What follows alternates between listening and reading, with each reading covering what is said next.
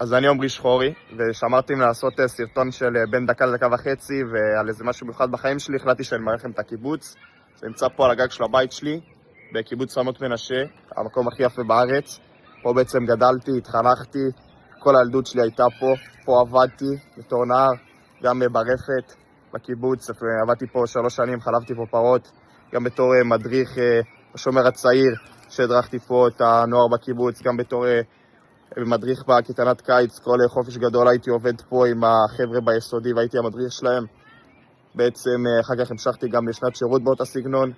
עשיתי שנת שירות בכפר נוער חקלאי, בפנימיה לנוער בסיכון שבכפר נוער בעצם, באשל הנשיא. הייתי שם מדריך של 25 חניכים בכיתה ח', באמת שנה מטורפת שלקחתי ממנה מלא.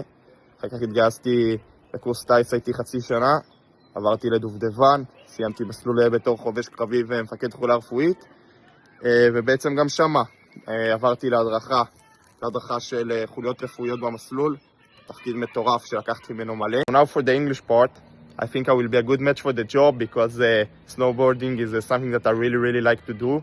I think that snowboard is absolutely runs in my veins. For the second part, I think I'm a really nice guy and I get along with new people very good and have a long experience in teamwork. So I'm happy to apply for your job and I really hope to be accepted and come work for you in the next winter. Thank you very much, Omri.